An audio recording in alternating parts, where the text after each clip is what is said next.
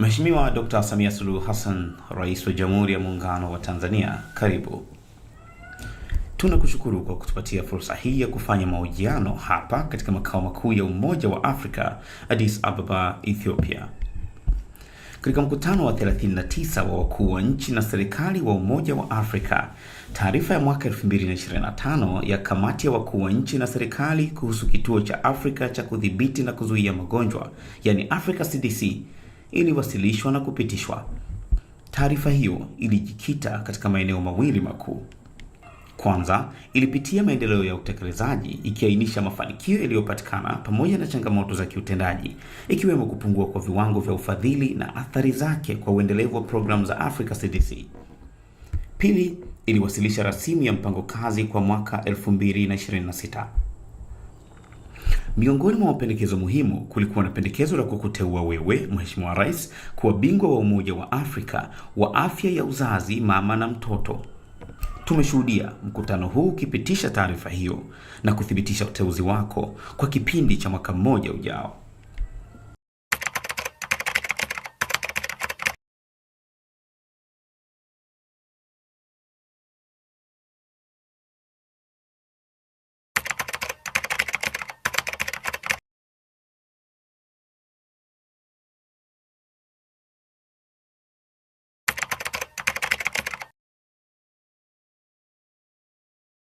Kwa watu wa nyumbani, Tanzania leo imekabidhiwa jukumu la kuwa champion wa kufuatilia mambo ya vifo vya kina mama wakati wa kujifungua, lakini pia watoto.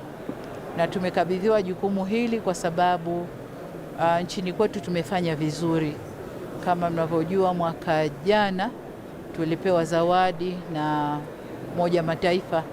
Sasa mwaka huu Umoja wa Afrika wameamua kututwika hilo jukumu ili tuwasaidie nchi nyingine za Afrika.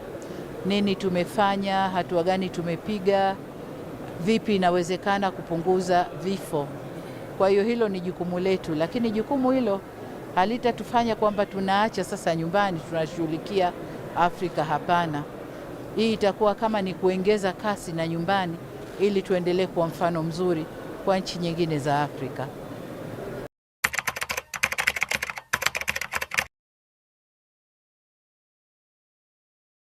Wajua, tunapopeleka taarifa za kupungua kwa vifo, wanataka kujua hatua gani tumechukua ili kupunguza idadi ya vifo. Kwa tumepeleka mambo ambayo tumefanya Tanzania. La kwanza ni kuamini kwamba afya ndio msingi wa maendeleo. Kama tunavyosema, afya yangu ni mtaji wangu. Afya ni msingi wa maendeleo. Lakini la pili ni kutoa fedha za kutosha kwenye sekta ya afya. Hazitoshi kabisa, lakini tukilinganishwa na nchi nyingi za Afrika tumetoa pesa nyingi sana kwenye sekta ya afya na kufanya tuweze kujenga vituo vya afya na kuviwekea vifaa ambavyo vinaweza kumnusuru mama na kifo kutoka kijijini kwenda ngazi ya kata, wanatoka kata wanakwenda wilaya mpaka mkoa mpaka juu kwenye ngazi ya rufaa. Lakini pia jengine tulilolifanya ni wafanyakazi hawa wa vijijini wa afya ya msingi ambao huko nyuma tulikuwa tunasaidiwa na nchi mbalimbali kuwalipa, lakini tumeamua kuwachukua ndani ya serikali, kuwalipa na kuwaongezea uwezo na vitendea kazi ili wamhudumie kila mama anayepata ujauzito popote huyu mfanyakazi wa afya msingi alipo.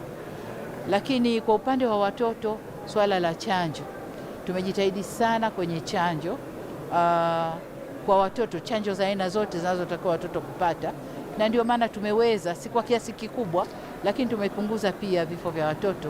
Na nilikuwa nazungumza na wizara juzi, wamenionyesha kwamba tumeendelea kupunguza pia vifo vya watoto.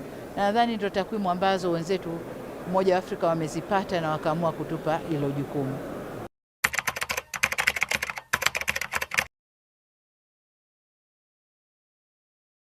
Niseme tu kwamba jukumu hili sio langu kama Samia, ni jukumu la serikali lakini pia tutashirikiana na, kama nilivyosema, hii taasisi ya Umoja wa Afrika ya kituo cha afya na udhibiti wa magonjwa, lakini taasisi za kidini ambazo zinajishughulisha na mambo ya afya,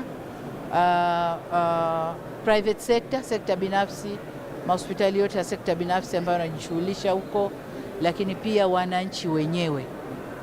Kwa kila nchi ambayo tunakwenda kutoa huduma hii, hizo ndio sekta ambazo tutashirikiana nazo ili kukusanya fedha ya kutosha, lakini kusaidiana kutanua wigo wa kutoa huduma hizi za afya kwa mama na watoto. Hilo ndio jukumu letu.